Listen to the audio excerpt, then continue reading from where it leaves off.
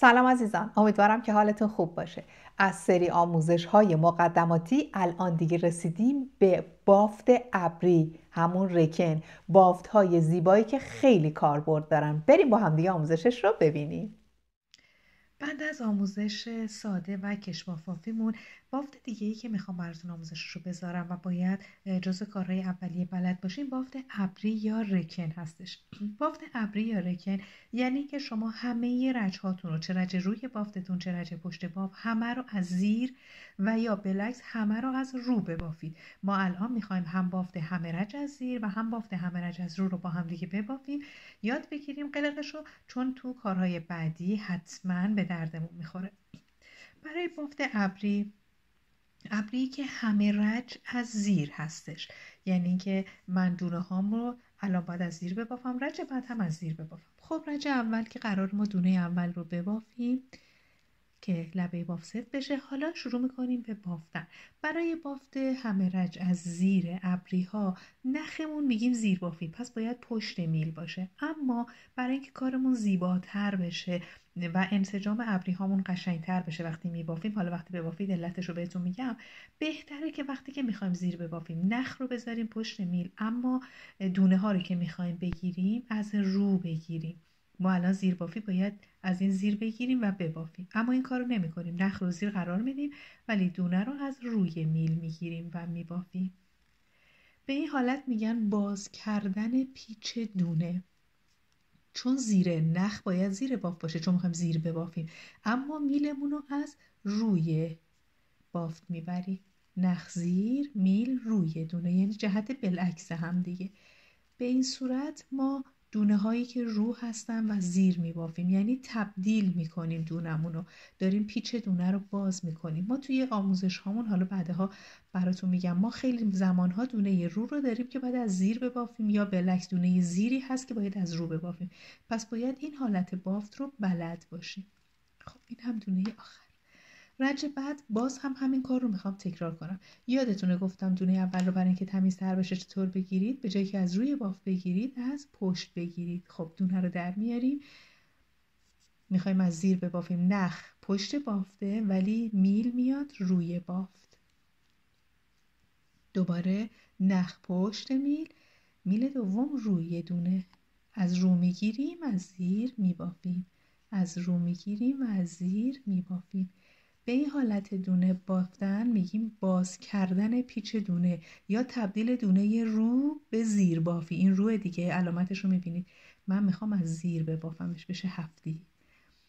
دونه های رو که میخواد از زیر بافته بشه هر کجا که باشه تو هر مدلی باید به این صورت ببافی و مجموع این بافت میشه بافت ابری همه رج از زیر. خب شما هم با من چندین رج این کار رو ببافید، تکرار کنید تا کاملا این قلق باز کردن پیچ دونه دستتون بیاد. نخ پشت بافت، میل از روی میل دونه رو میگیره. چند رج با من ببافید و نتیجه کار رو ببینید. خب عزیزان، بافت همه رج از زیر رو ببینید. ابری رو روبافی نیست، یه حالت برجسته تره و شکل هم یه حالت انسجام. به من میکشمش، شما ترکیب بافت زیر و رو رو انگار اینجا میبینید، اما اون زیری ها پیدا نیست، این بافت میپوشوندش. هر دو سمت بافت هم یه شکل، هم پشت بافت هم روی بافت یه شکل هستش. این ابری همه رج از زیر. حالا میخوایم ابری همه رج از رو هم با هم دیگه ببافیم. اون رو چه کار میکنیم؟ دونه اول رو که طبق معمول میگیریم، دونه رو هستش تو رج اولیم. فکر کنید همین الان دونه ها رو سر انداختیم. این حالت روبافی رو ببینید اینجا هم داریم. میخوایم همه رج از رو ببافیم، پس یعنی ما باید این رج هم از رو ببافیم. چون خودش شکل رو هستش و ما داریم رو میبافیم، این رج هیچ پیچی روی دونه نیست که من بخوام باز کنم، پس همون رو بافی ساده رو انجام میدم. شما رج اول ابری بافی از روتون همون حالت ساده از رو هستش. از رج بعدی میشه که اون پیچ های دونه رو حالا باید به روش خودش باز بکنیم.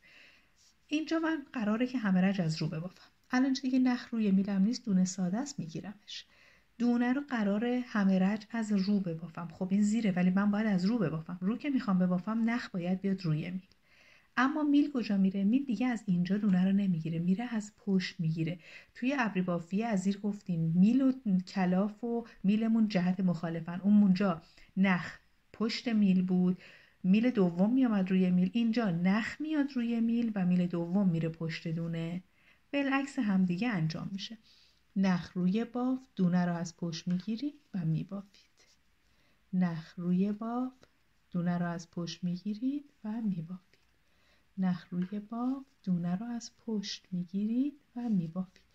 این کار باعث میشه شما پیچ دونه‌ای که روی میل دارید باز بمونه، باز باشه و اینکه کارتون خیلی زیباتر میشه تا اینکه بخوایم از همین رو بگیریم و ببافیم. اونهایی هم که از رو میگیرن میبافن بهتون آموزش میدن اون هم درسته، ابریه. اما این ابری حالت ژورنالی تر و زیباتره.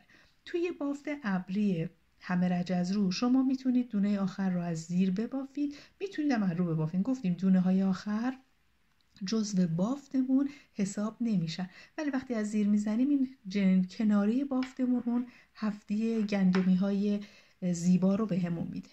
یک بار دیگه این رج رو من براتون تکرار میکنم. دونه رو میگیرم، نخ رو، دونه رو از پشت میگیرم، نخ رو، دونه رو از پشت میگیرم و میبافمش. تکرار این بافت ها باعث میشه که شما برای بافت های بعدی آماده بشین. خب من چند رج ابری بافی از رو رم میزنم، شما ببینید چقدر شبیه هم دیگه هستن تا بریم سراغ مدل های بعدی. چند رج ببافیم با هم.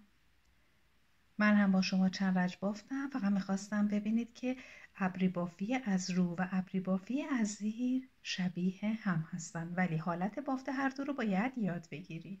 خب این هم ابری بافی ها. بریم برای طرحهای بعدی. اینو تمرین کنید تا کارهای بعدی رو راحت تر انجام بدید. موفق باشید.